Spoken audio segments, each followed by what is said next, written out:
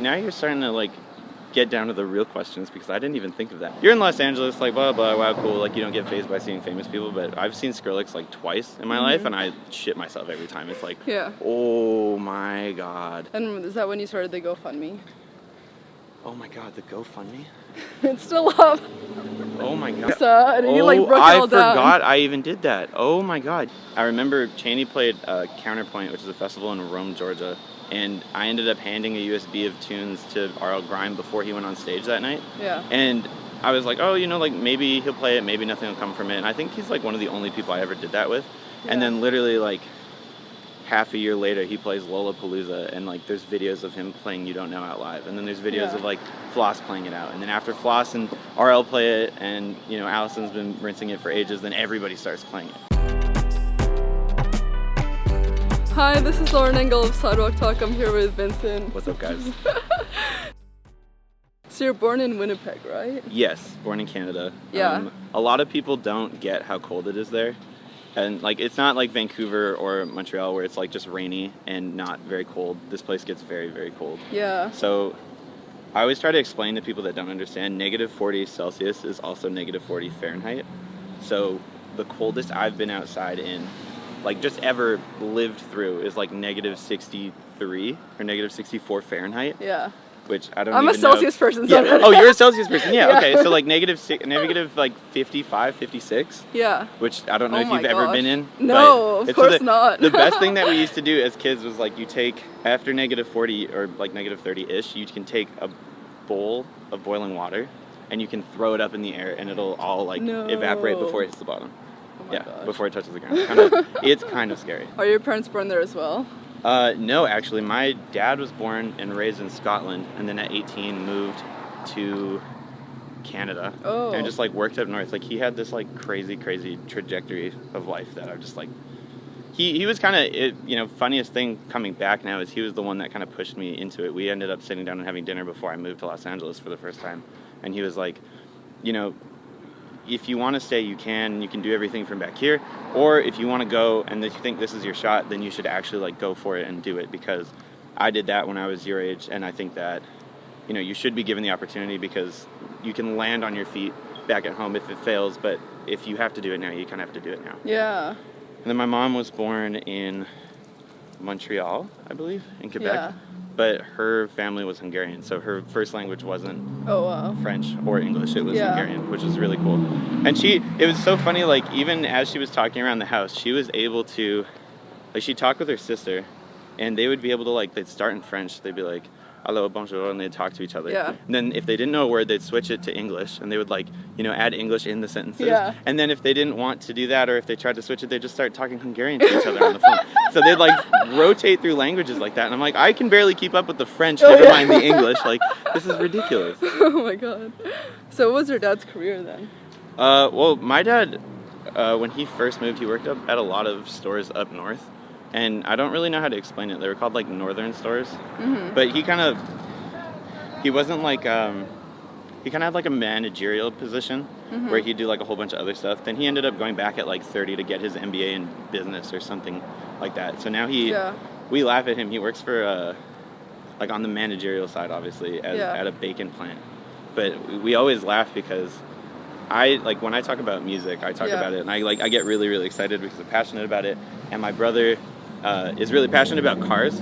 Yeah. Like, he loves talking about it, so whenever I open that up, or, like, you just ask one question and they just talk over it. And my dad's the same way, but he, like, hides it, and it's about bacon.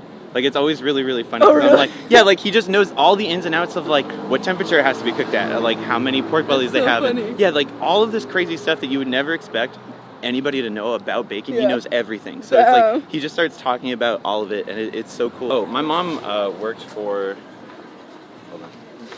She worked for Veterans Affairs Canada, so she kind of, she did like home visits and stuff with veterans who are actually dealing with like real PTSD and like all the other type of stuff. But originally, when she moved, because she was from Quebec and she moved to like northern Canada, I met my dad. She was a nurse, but she was like a fly-in nurse. So the places that they lived, not to give like too much of a backstory, but they were like super, super remote. And a lot of the places were just like fly-in only. Like you couldn't drive to it, you had to fly in. Wow. And so she was the nurse. So if anything had happened, then, you know, like 3 people like stabbed each other in the middle of the night or whatever, she was the nurse, like, dealing with everything, which is super, Wow. I couldn't imagine, and that's, like, 30 years ago, that's, like, 70s, 80s, so that's, like, I obviously wasn't born, but, like, to understand that those type of places still work like that to some extent, there's a lot of places that are still flying, and you have to have, like, everybody flying, like, groceries and things to eat for the community, not groceries, but, like, the stuff that people would buy, like, to stock, to stock a store, you have to, like, fly everything in. You can't do anything. And a lot of people, like, they don't have vehicles, they just have skidoos. Yeah. Like bobsled, or not bobsleds. I can't think of it. There's skidoos, but, like, there's another word for it. Just everything was, like, super remote, so they ended up doing that. And then they moved down to Winnipeg, settled down, got a house, and then she started working through veterans, which was really, really cool. And early on, you started, was it piano at 4 or something? Yeah, my mom pushed me into that. I'm very thankful that she pushed me into that, because I definitely would not have done any of this without that kind of knowledge. Yeah. But it was really funny because my brother was also into it, but he never, like, he did it, but he didn't like doing it. And my dad was always, like, pushing back against my mom, because my mom always wanted us to do it. And my dad was like, why are you making them do it if we hate practicing? And I'm like, exactly, my parents. Yeah, and, like, my brother and I are both like, yeah, we hate practicing. Like, this sucks. I hate, because the regiment that we were on from our teacher was 45-minute practices 5 times a week. And so I think it's 2 hours and 25 minutes. I remember, like, doing the math on it all the time. Like, how much am I really practicing? But it doesn't sound like a lot, but to sit down at the piano for 45 minutes 5 times a week. I used to just count down and stare. Oh, like, yeah, we would time it, and we would, like, it's so funny now, because my mom would always check in on practices and see if we were actually doing it. I would just cancel. I would, like, run the timer and, like, go eat or something, and then stop it again. She'd be like, oh, how much you practice? I was like, like 38 minutes. I've only got 7 more minutes. Yeah. And we would just, like, keep it rolling, the timer rolling, so we would just end our practices so much faster, because I wouldn't want to do it. But why was she pushing you so hard? Was she just, like, pushing you in everything, like academic also?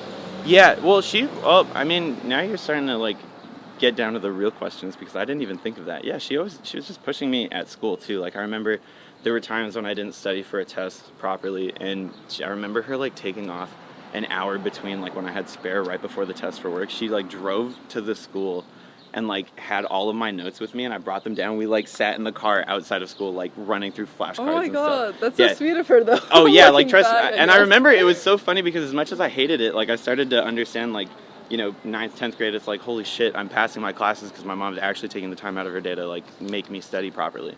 And she was, like, super good, because, like, you can ask yourself, like, oh, like, what's the capital of this place, or what's that? And you can do that so many times and then look at it and see if you're right or wrong. But, like, if you have somebody else that's there and understands how you're studying and can help you with that, like, I don't think I would have passed my classes, but, like, it definitely helped a lot. Did you like school, though? I was kind of, like, I was just indifferent with school. Like, school was just kind of a thing that happened, and it was there, and you had to do it. And I wasn't, like, one of those teens that, like, rebelled and, like, left at, like, 12 years old or whatever and just, like, started a new life. I was just kind of, like, rolling with the punches, just doing whatever happened. Like, for school, what subjects were you into? I wasn't good at anything.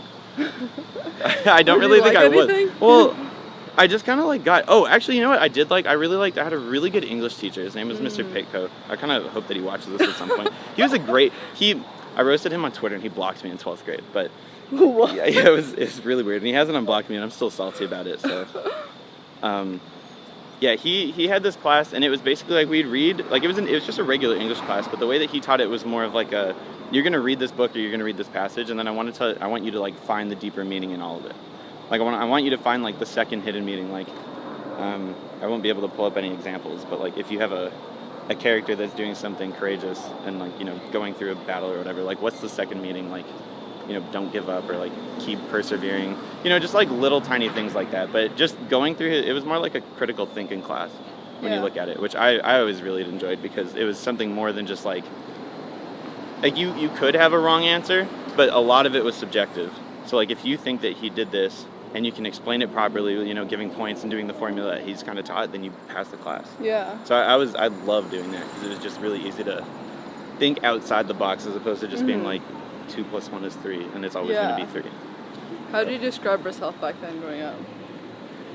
Well, like, school was the perfect place to think about that, because I was, like, I floated, a lot. Like, I was fine with every group, and I knew all the kids in our grade really well because we had a really, really small high school. But at the same time, I didn't have, like, a crew.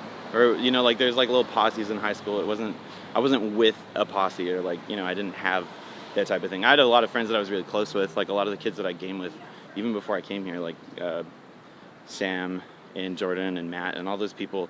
Like, I'm really close friends with them still, and we play a lot, but at the same time, I was just kind of, like, cool with everybody, so I was just floating around all the time. Yeah. I wasn't really, like, I didn't go out a lot. I stayed in and made music a lot of the time just because I wanted to try and keep that as a thing that would actually happen. Yeah. Because at the same time, like, not to go on too far of another tangent, but, like, back home, music wasn't really, like, a thing. Like, being a musician, that wasn't, like, a possible outcome for life. That just wasn't really a thing. Like, you could do it as a hobby, but you'd never do it as a full-time job, ever. Yeah.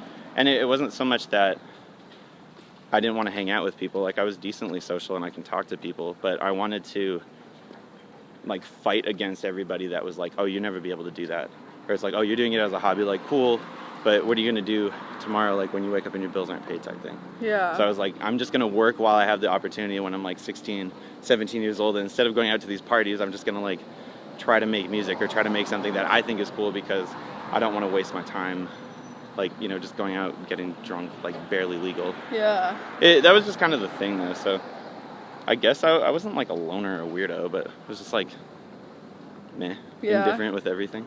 Actually, with piano, didn't you win, like, the highest score? That, like, that was so funny. Yeah, that, like, I still hold that close, and actually, like, believe it or not, with all, like, the legal visa stuff from moving to a different country, like, that stuff, helps? yeah, it helps. Yeah, we put that in. Well, it was crazy. Like, I remember going through, and my piano teacher had always been the same. Like, I'd always had the same girl from when I started when I was 4 to when I stopped doing lessons at 15. And she would run me through practice tests, and it was a big thing at the start of the year where we sit down with, like, my mom and my teacher, and we talk about what do we want to do this year. Like, do you want to try to, you know, study for a test to be able to take these 2 tests that you have to do, being practicum and a theory test, like playing and a written test. We're also, like, doing, what is it called, those performances where they grade you? Yeah, like recitals and stuff. Yeah, like well, they didn't grade us. These were kind of like recitals held by the teacher, so all of her students would just get a chance to play at, like, a church with a piano, and all the families would sit in the back, and they had, like... That's cute. Mine were graded. It was stressful. Oh, really? Yeah. Oh, I couldn't imagine being graded on those. Oh, go ahead. Like, no, just, like, bunch of people, it's all the students lined up, and then they just grade you on the spot. Oh, my God. That's actually terrifying. All playing the same song. Were you? Yeah. No way. Oh, my... I would have shit myself. Are you kidding? No, there's no way I could do that. Asia. Is that where you grew up? Yeah, in Hong Kong. Oh, that's why I know the Celsius and stuff, and a lot of, like, Asian people in Canada. Okay, I was like, yeah, when you said ID Celsius, I was like, okay, where are you from? If that's the case, 'cause nobody here uses that. Yeah. Okay, that's so funny. Well, ours weren't that intense. Like, the actual exams were intense, but when we just did recitals, it was just like, oh, friends and family, and all the kids come, and everybody just plays, and there's, like, little snacks on the outside. It was just like a cute little, like, hour and a half thing that we'd always do once or twice a year. It was probably like 2 or 3 times a year, actually. And what kind of, do you remember the first CD you bought? First CD I bought. I don't think I bought CDs. I think I'm... Even from the onset?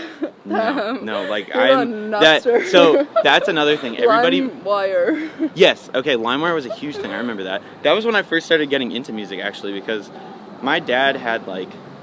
I know that my brother's going to laugh if he watches this, and my dad's going to laugh, too, if he watches this. And it's true, so he can roast me back all he wants. But when we were growing up, there were, like, a collection of maybe 30 to 50 songs, and that's all we listened to, because that's all my dad listened to. Like, when we were in the car driving somewhere, it was the radio, but otherwise it was like one of these 50 songs, so that I'd probably know all the words to and know the songs by heart, because that's all he listened to. So I didn't have a music taste growing up. That wasn't like I didn't have my own taste, let's put it that way. Mm-hmm. And so over time, as I started, like, doing stuff and I started playing more video games, I started listening to music more. And then I started, like, finding LimeWire, and I remember for probably my 11th or 12th birthday, all I wanted, and I still have it, I actually found it when I was cleaning out my room a couple weeks ago, it was an iPod Nano with the wheel on it, but one of the white ones, it was a 1 gigabyte iPod. It could hold, like, 300 songs or something.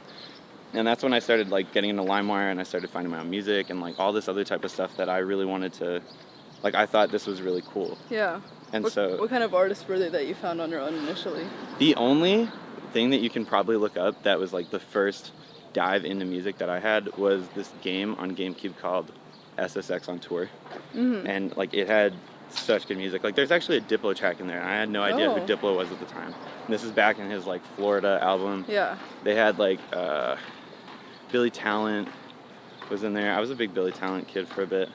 I say that like I was like super into all the music. I just knew like one-off songs for the longest time, and I was just like, oh, I like that, I'm gonna grab it. Yeah. It's like, it was on LimeWire, it's cool, I'll get it. Like that was kind of it. I didn't really have like the biggest repertoire, and people would always try to get me into music, but I was just like way too picky with everything. It's like, okay, yeah, it's cool, but it's not for me, or it's, you know, like it's different and I like it and I can appreciate it, but I don't really like that, or that's not the type of music that I listen to. Yeah. And so it just became like one-off songs into like a snowball effect into what was Skrillex, like popping up out of nowhere. Also, Skrillex helped a lot, like made you want to start producing. Yeah, Skrillex was like the first, like I'm still a huge Skrillex fanboy. Like I see a lot of people and it's like, it doesn't really, you're in Los Angeles, like blah, blah, wow, cool, like you don't get fazed by seeing famous people, but I've seen Skrillex like twice in my life and I shit myself every time. It's like, oh my God. Like that guy did everything. I remember we were on a family vacation in Arizona and this like new song came out on iTunes that said Skrillex remix beside it, and I was like, oh, this is cool, like let me listen to it. And I was like, wow, this changes everything, like this is such a cool track. And it was the Cinema remix that had just come out. I was like, what is this? And I just started like thinking about it. So that's what I ended up producing first, actually, was dubstep. And it none of it was online, like none of it actually ended up being posted online, because I was doing it like as a duo with one of my friends that I gamed with, but I just like, it wasn't good enough yet. And I knew it wasn't good enough, and I didn't want to post it because it wasn't good enough. And it, like, I don't even have the projects at this point. Like, they're, I don't even remember if we had a name. Like, this is how old it was. We must have been 14 or something like that. But yeah. What year did you make? Is it called 17, like way before? Yeah, XVII. Yeah. We just, I'm just happy that I ended up changing my name because I didn't understand it. Everybody, like, now that it's over was like, oh yeah, it's really, really cool. But I remember my managers at the time, they went into a meeting with like big CEOs of labels, and they were like, yeah, we just had a meeting with, you know, X from Atlantic, or like some crazy thing. They're like, they can't remember your name for more than 5 seconds. We got to change your name. I'm like, oh. Because like, I mean, at the same time, everybody always says it a different way. And just kind of like bounces it around. But that... What year was it that you actually came up with that moniker? I was 17 at the time, so however old I was that 5 years ago? Yeah. Oh my God, 2013-ish? Yeah. Probably, I think it was September of 2013. I remember I bought subs for my car, like a subwoofer, and I would like literally drive around while working on music at the same time, like testing it out in the car, because I was like, oh, I don't know if it's good. Yeah. And then I remember putting out, like, it was a month after I switched over. I used to use Reason, I used Ableton at the time when I switched over. And within a month, I was like, made a track that I was more happy with than I had done in the last 2 or 3 years of working on stuff. And so I was like, you know, I'll just put it out. And then I remember it getting like 100 plays in a week or 100 plays in a month or something like that. And even to this day, like, I get like Facebook updates of like stuff that happened. Like my first show, or my second show ever that I like ever did, was 5 or 6 years ago. Oh no, not 5 or 6. Geez, 4 years ago. Like as of 2 days ago or something like that. Oh, wow. Yeah, and there's like pictures of like our tractor set up and nobody there. And we played at this like not the greatest bar, and we went like underneath in the basement. And like I remember actually the first show that I ever did, I invited like friends out, and 6 or 7 of them came. Yeah. And it was actually the funniest thing, because I remember it so vividly. I'm playing all this new music, and nobody from back home knew what I was playing or what trap was or like what electronic music was, and they all brought up chairs and sat in like a semicircle in front of the stage. That's like a percussion circle. Yeah, right? Yeah, exactly. That's literally what it was. Like as if I was in the crowd and we were sitting watching like a quartet or something like that sing or like play drums in front of us. That's how they were sitting watching me play. Yeah, and then like some of them left halfway through. I remember that. That was so... Oh my God. But why do you choose your middle name? Like, why not first name? Or wow, you know that. Okay. Well, that was actually Cheney's decision. I was with Cheney and her family when I got the phone call to change my name. or that we should do it. Like, it wasn't even a thing. They were just kind of like, you should do it. And I was kind of thinking like, like maybe it'll work, maybe it won't work, but we'll do it. And we were just trying to think of something that kind of, like, XVII has nothing to do with me. Like, there's no significance, there's no, like, relation back to, like, family or anything like that, or even something that, like, it was just, like, when Uzi was doing trap music, he had, like, all this, like, whole Roman, like, numeral scheme thing going on. I was like, oh, that's really cool. Like, maybe I can center my stuff around that. And then just, like, picked the name and did it. Yeah. Like, that, there was no, like, thought behind it. There was no reason behind any of it either. Yeah. So when we were all deciding, Cheney was actually the one that came up with the name. And she was just like, why don't you just use Vincent or, like, one of your middle names? I was like, Vincent sounds cool. Yeah. My other middle name is Samuel. And I didn't think, like, it just doesn't, like, it just doesn't grab as easy. So we were just like, yeah, sure, we'll just go with Vincent. Yeah. Because it definitely fits a lot better than XVII. I'm glad that we kind of retired that now. Is it ever hard because it's so, like, common, right? Like, even for SEO and stuff. Oh, yeah, for sure. That's, like, one of the main things. And it's really funny when people, like, after my shows, if it's, like, my own solo show, I try to go down in the crowd, and people, like, the people that don't know me, they come up and they're like, oh, like, yo, can we take a picture? And I'm like, yeah, sure. And then they're like, oh, like, let me add you on Instagram. And I'm always like, hey, can I see your phone for a second? And I type in just Vincent to see if I'm, like, the first, second, third, or, like, not even on the page. Yeah. Because it's, for me, it's really interesting having such a common name that you can't really, like, it's not like Elenium where you search Elenium and nobody, like, no other searches are going to come up because it's a different, or Skrillex. Because, like, no other name. You've been researching this, I had to use, that's how I know your middle name and your first name or last name. Oh my God, yeah. Like, it's been interesting, like, SEO-wise, but I think, like, eventually it might be a better, like, easier to search, or, like, a bigger name where it's like, you know, you have St. Vincent, and St. Vincent's really popular. And if you type in St. Vincent, you'll find it. And if you type in Vincent and you have, like, your searches are generically EDM, I think you can find it not that difficult. Yeah. It's easier when you know, like, the actual handle, let's just put it that way. Yeah. But at the same time, I'm not worried about that as much as I'm worried about, like, the name change in the first place, because I'd much rather just have something that I'm happy with and have it, like, not work out than pick a random name because I don't know what I'd come up with. Yeah. That's always, like, the weirdest part, too. And then after you graduated, so you graduated college, right? And I you were did working, not. Oh, you didn't? I did not. You were just working random jobs? Going back to that other thing, like, paying so little for college, what I did is I just kind of, like, kept going and barely passing my classes to give myself more time to work on music. Yeah. Like, I was just, like, going through the motions, literally, of, you know, like, university. Never, like, I was getting, like, C's and D's and, like, voluntary withdrawals. And there were technically passes, if we look at it. Like, C's they're not great, but C's do get degrees, I guess, if you focus on it. But I was just buying myself time to keep making music at home, because I knew if I worked full-time, then I would be, like, 9 to 5, come home by, like, 6 o'clock, eat, and then, you know, maybe work for a couple of hours and then be tired because I have to get up for, like, 7 or 8 the next morning again. Yeah. So I was just like, that, it could work, and I could make a lot of money and, like, pay my parents rent and do that type of stuff, or I could just go to school, barely pass, work on music while I'm at school, and, like, not skip all my classes, but in between classes, I'd, like, go to the library. There's, like, a 3rd floor that had windows out everywhere, and especially in the winter, like, you could see all the kids walking in. It was just, like, really, really cool as a studio room, and I'd pull up a chair in the library, like, right against the window and just work. And I did that for, like, 3 years, up until the point where I ended up moving and, like, trying to make it a possibility. And to be honest, if I didn't do that, I don't think I'd be here either. Yeah. Because I just, like, I made it a priority to the point where it was like, I'm kind of, like, blowing all the money that I can make from anything on school. And is that when you started the GoFundMe? Oh my God, the GoFundMe? It's still up. Oh my God. You know what, I'm trying to even think of, that was when I first moved, wasn't it? Yeah. Oh. I like, remember, it was just, like, holy shit. rent, and then, like, food, and then your ticket, your visa, and then you, like, broke it all down. I forgot I even did that. Oh my God, yeah.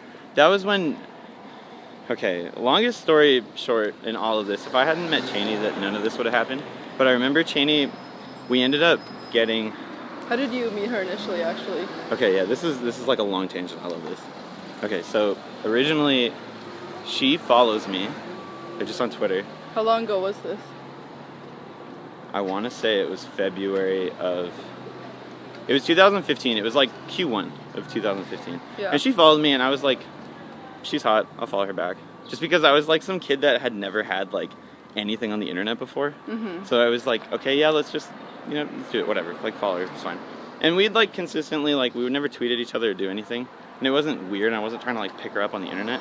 And then one night I got home super, super late at like 5 o'clock in the morning. And I'm like scrolling through Twitter before I go to bed, and she's like, Skrillex is standing right next to me. But not to me, she just publicly tweeted it. So I think I DM'd her, and I was like, no way, like, how did that happen? Like, I'm the biggest Skrillex fan or whatever. And we just started like talking back and forth. And then it just turned into like FaceTime calls. And then it turned into, well, I want to come see you. And like, she actually flew out without, like, we'd talked for like 3 weeks, and she flew out to Winnipeg without her parents knowing. And then I ended up like booking a hotel because my parents were like, she's a catfish, she's gonna, like, it's a dude, it's gonna kill you. And I'm like, Mom, it's not. I'm like, Mom, I'm gonna be staying at this hotel for the weekend. And she's like, they're probably stressed. Okay, well, back home too, it's not like a very internet savvy type thing. Like they, I don't know how to explain it. It's just not a lot of like internet stuff, I guess. Like this, it's very uncommon to meet someone off the internet. Let's put it that way. Yeah. And even for me at the time, it was so uncommon. But again, I just like rolling with whatever's happening. Book a hotel. We ended up staying the first night. I ended up calling sick into work the next day because I didn't want to go. And then my parents ended up like, they're like, oh, you didn't die the first night? All right, well, let's take her out for dinner type thing. And it was really funny. And then after that, like the next couple of months, I was flying back and forth here just to like visit her, or she would like fly back to, you know, Winnipeg. Oh, she already moved that here? Yeah, well, she moved when she was 18, I believe, to do schooling in SoCal. Oh, yeah, like I say SoCal, like we're not in SoCal, but yeah, Orange County area type thing. And she was just like a college kid. And then we just started like hanging out, talking or whatever. And we don't have festivals, or we have like some festivals, like maybe one or two back at home, but there's no like real, like there's no Coachella or EDC or any of that type of stuff. Like we had like a one stage, 4 acts, and that's it. And like maybe a lot of local openers. And so I'd never been to a festival before, and I always used to watch the live streams. Like I've watched Ultra live stream every year, EDC live stream every year. Like I was just like the kid that was like, oh my God, I want to do this so bad. Like I love watching it. I'm all about this, but I've never been to anything. And we ended up getting Coachella tickets in January, and I'm like, there's no way. Like this is the only festival that I've ever wanted to go to, like more than anything in the entire world. And at that time I used to be a lifeguard. And so I would work like 3 days a week for like 3 hours. It was like 9 hours a week or something because I couldn't get any more shifts. But I was a teacher as opposed to a lifeguard. And for teaching, they needed to have someone there as opposed to like substitutes. So you could, if I worked like a Tuesday, Thursday, and Friday every week, I'd work that for 10 weeks, and I could only take off one Tuesday, Thursday, and Friday, like out of the 10-week schedule, if that makes sense. It's like you could only take off one. And at this point I had taken off like 2 of each because I was flying back to see Cheney so often. And I was just like, we just took off so many. And I remember going, the main like you're moving thing was, it was either I go to Coachella or I basically like quit my job. Like it was like they would force me to like quit my job instead of firing me so I didn't have it on my record type thing. And I remember like Cheney's like, you just have to do it. Like we're going to Coachella. Like you have the tickets, you have to go. Yeah. And I'm sitting there like, well, I lose my job. And like being a lifeguard, you don't just kind of get that. It's not like you like sign up to be a lifeguard. Like you have to go through all of the training, and it's like thousands of dollars in lessons and all this other type of stuff. And I'd been a lifeguard for just over a year probably. And I'm sitting there like, do I really just throw this all away and move to California for something that I hope might work? And like within a week, I go in, and Cheney's trying to convince me, and I go to my manager. I'm like, are you sure you can't give us like one more day off? Because like the flights didn't work out, and that's kind of what it was. And she's like, no, we're kind of putting our foot down. This is it. You either quit the job and go to Coachella, or you keep doing your job and don't quit. And so I quit. Quit like on the spot, just put in my whatever notice, and ended up doing that, and went to Coachella. Then like 2 or 3 weeks later, I was like, yep, I'm leaving parents, I'm moving to California. And that was it. And just like, and then you moved straight in with her? Yeah, moved straight in. And that was where the GoFundMe came in, like right before I moved, because I had like maybe $1,500 to my name at the time. Yeah. And I was like, how is this even going to work? Like $1,500 in Canada can cover you for, it can cover you for a while, but like $1,500 isn't that much money when you like, you know, rent and food and all this other type of stuff. And I'm thinking like, how is this even going to work? And then that's where the GoFundMe came in. Yeah. But yeah, like we moved in together when I first moved, and then we moved from Orange County to Los Angeles, and then we've been in Los Angeles for 2 years now. Yeah. Which And that's why I say, like, if I hadn't met Cheney, like, Cheney was kind of my, like, obviously we date and everything, but, like, she was kind of the stepping stone into the U.S. Not, like, through the legal possibilities and everywhere, but it was just, like, where I lived at the time. And if it wasn't for her being here or us meeting in the first place, even off of social media, as, like, minuscule as it seemed, as, like, she tweeted once and I responded. So if that interaction never happened, I probably wouldn't be in the U.S. And it was like such a huge domino effect over the last 3 to 4 years of like me moving and us working and like everybody working on everything that has caused like, you know, us to be here. Yeah. Which is just, that always blows me away, like thinking about it. Yeah. Because like I could easily we used to talk about that all the time. Like where would we be if we hadn't met each other? Because we would not be in this situation. Yeah. After you moved here, like the remixes you did, like Alice in Wonderland, those like really took off, right? Those were like the big milestones for you initially, right? Yeah, that was like it's a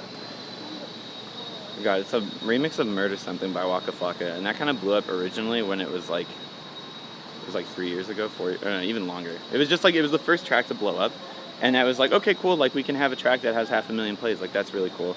And then I remember Cheney played Counterpoint, which is a festival in Rome, Georgia, and I ended up handing a USB of tunes to R.L. Grime before he went on stage that night. Yeah. And I was like, oh, you know, like maybe he'll play it, maybe nothing will come from it. And I think he's like one of the only people I ever did that with. Yeah. And then literally like half a year later, he plays Lollapalooza, and like there's videos of him playing You Don't Know Out live, and then there's videos of like Floss playing it out, and then after Floss and RL play it, and you know Allison's been rinsing it for ages, then everybody starts playing it, and it was just like this domino effect again of like one person plays it, and then the next person plays it, and it goes off every time, and everybody starts playing it, and it's like this huge snowball. I definitely know this one, and you can tell like the crowd gets excited when I play it because they do know it.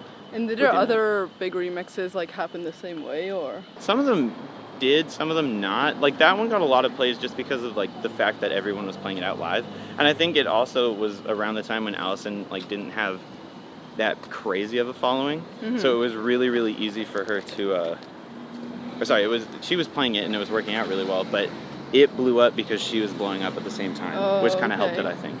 I did a remix for the Chainsmokers that got a lot of plays, and that one I'm not entirely sure.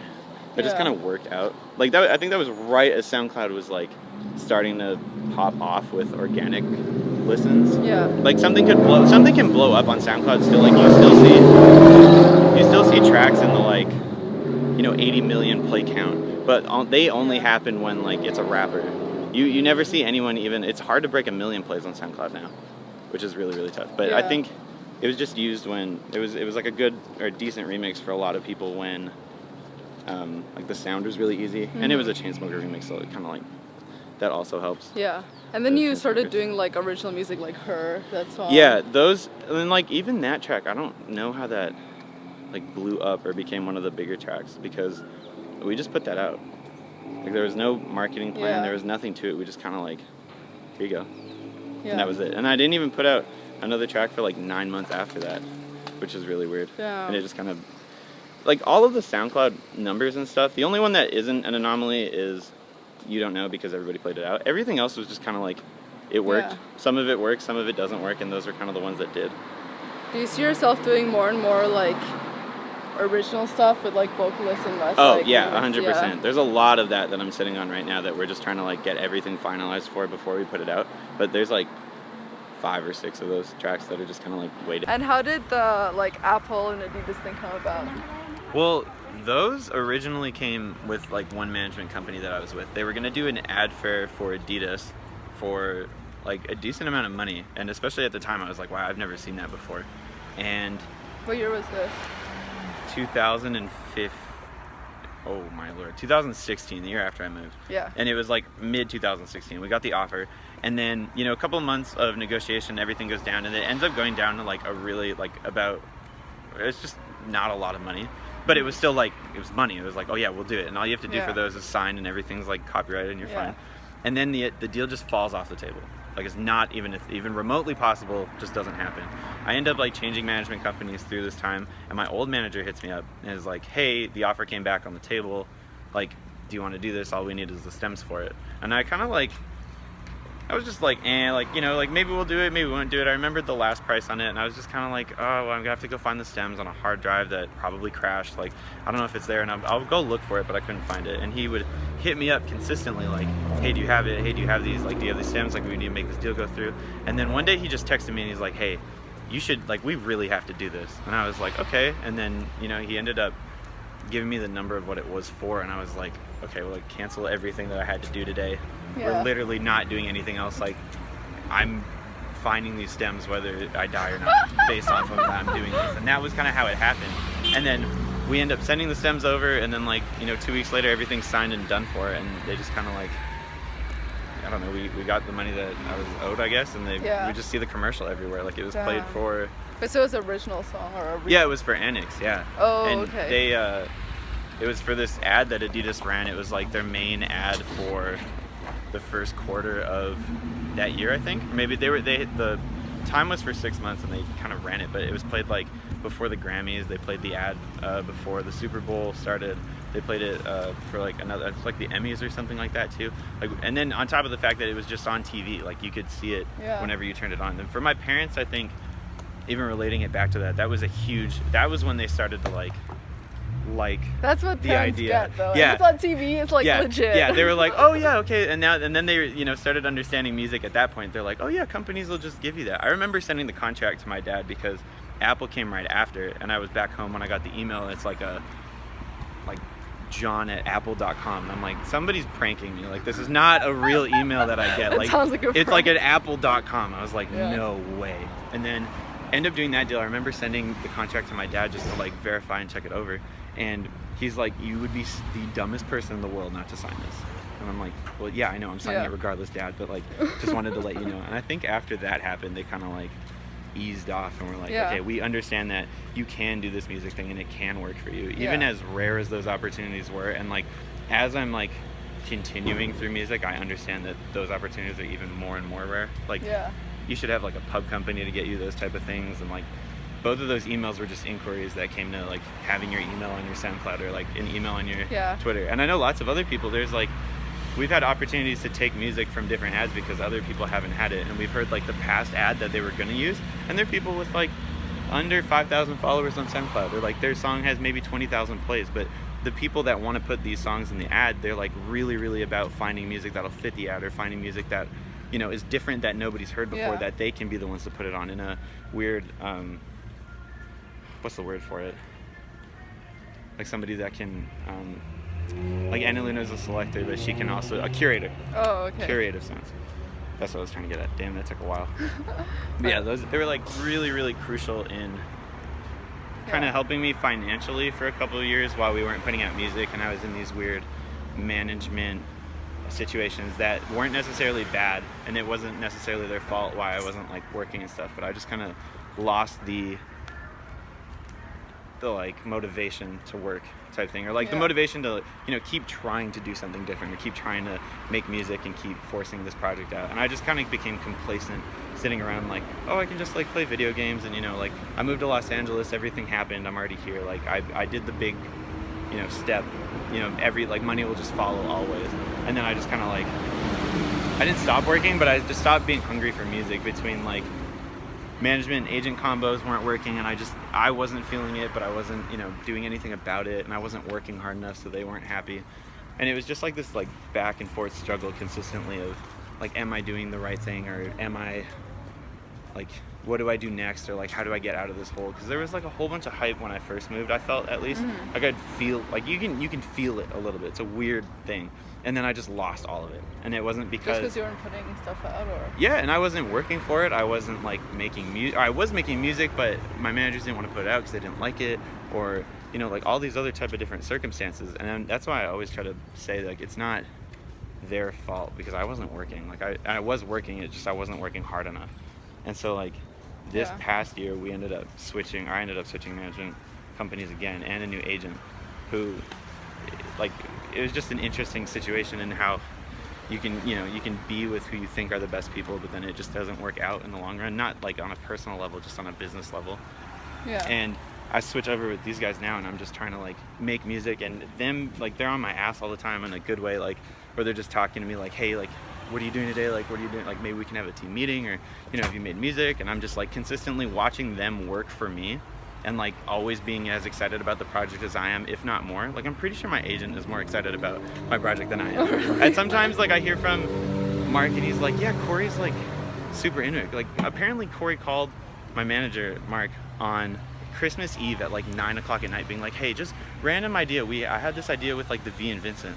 And he just relays this to me after Christmas, like a week after. And I'm like, you think about more about this stuff than I do. Like, I'm not even thinking about chilled this out stuff. on Christmas. Yeah, it's like, bro, it's like Christmas Eve. It's about to be Christmas in like 3 hours, and you're talking about how we can manipulate the V to look better on like a tour flyer. I'm like, fuck yeah, dude. Like, this is awesome. And so I think just like, weird tangent again, but going back to like thinking you had it all found out and like doing all the other type of stuff, like getting deals and everything, it's like, it's really cool, and it kind of does change your life in a little sense. But if you don't have the right team with you, and it's not always the best people or like the people with the most accolades that I've found out is the best team, it's just like you have to find people that are like friends and people that will actually, you know, stick their neck out for you in all types of aspects. And I think that like finding the right crew, which I feel like I have now after the last 3 or 4 years of stumbling with people that have worked out, like they've done a lot for me over the past, and I would never be here without them either. But just finding people that are like ready to keep you excited about what you're doing and keep you motivated to do what you want to do in life. Those are the type of people, regardless of if you're in music or you're just watching this for fun, those are the type of people you need around you consistently on a regular basis, so that you push yourself forward while pushing them forward as well. Yeah. Which I, like, again, over the last 3 years, if that's anything that you can take away from this interview, that would be the one thing. Yeah. Like, that is something that is so important to me now, that like, and genuine like interactions with people, that's always important too. But if you don't have the right team around you, you're not going to be able to push yourself forward unless you have some like God unknown motivation that nobody's ever seen before. Do you think your music has changed from the early songs you made to like the ones that you're sitting on right now? Oh, okay. The older music was like, I guess it's just kind of evolved the way that music's evolved for me, at least in my ear.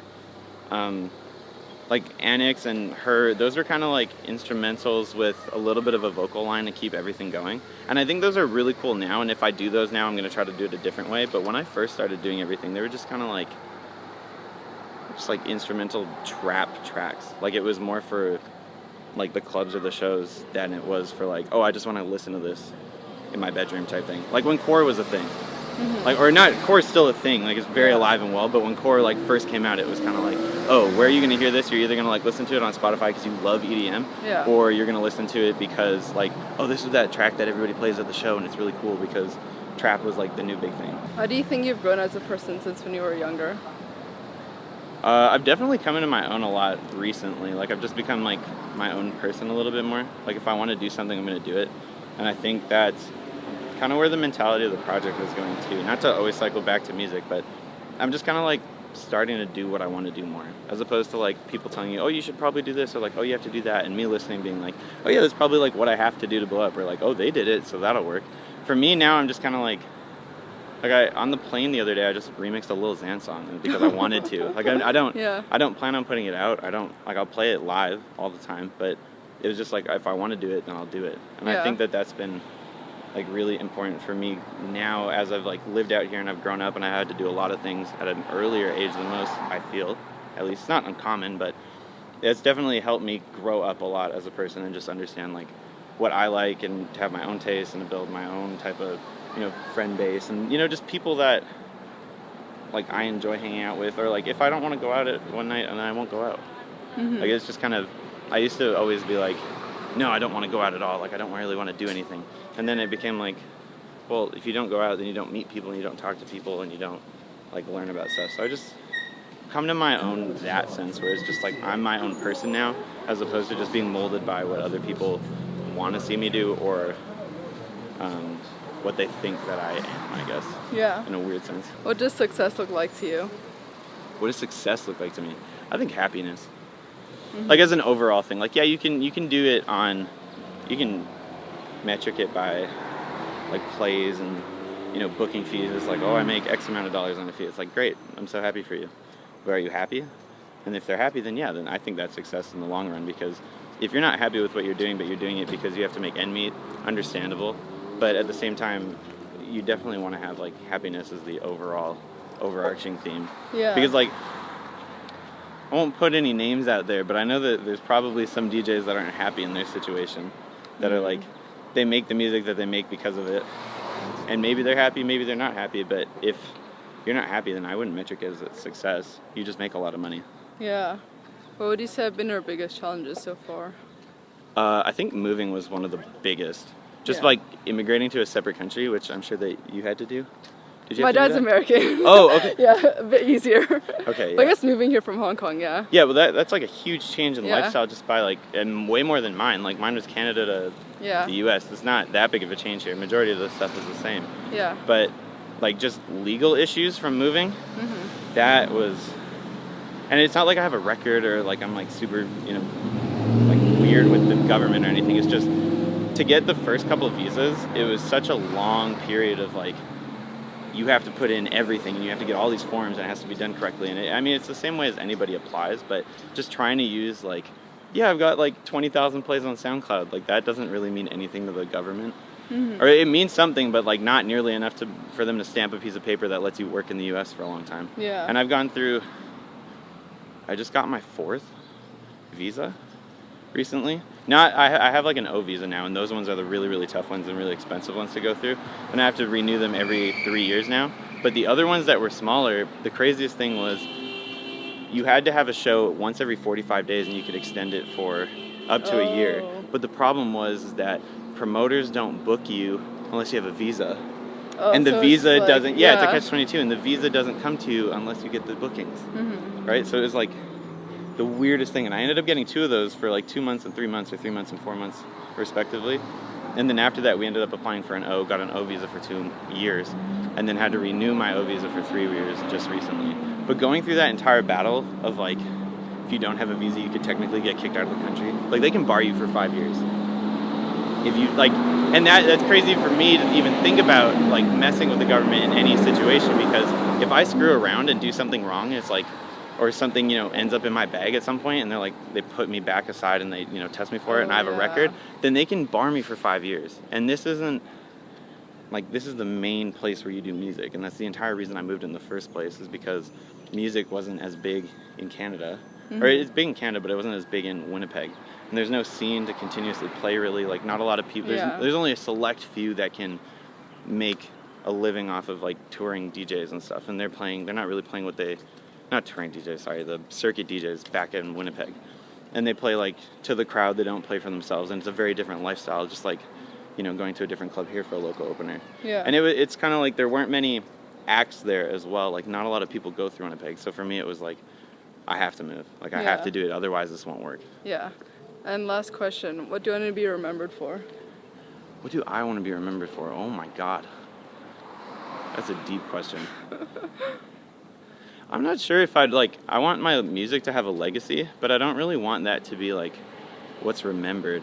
I feel like I just want, like, if you're going to remember me at any point, I just want, like, I try to meet people and I try to be very genuine with them. Like, I don't, like, shove people off or blow them off. After all of my shows, like all of my solo shows, for as long as I can do it, until they told me like it's a safety hazard, which has never happened. Like if I ever like get a lot of fans and do like a huge show, then I'll probably have to stop doing it. But after my shows, I play my outro and I walk out in the crowd and I just see everybody. I'm like, hey, I was literally standing up there an hour ago and now I'm right here. Like you can talk to me. I'm a normal person. There's nothing different. Like you and I connecting is the same way as like anybody else talking together. Like I'll talk to you, I'll sit down, I'll have a conversation with you for an hour about nothing. Like I like talking to people and I like trying to be as genuine as possible.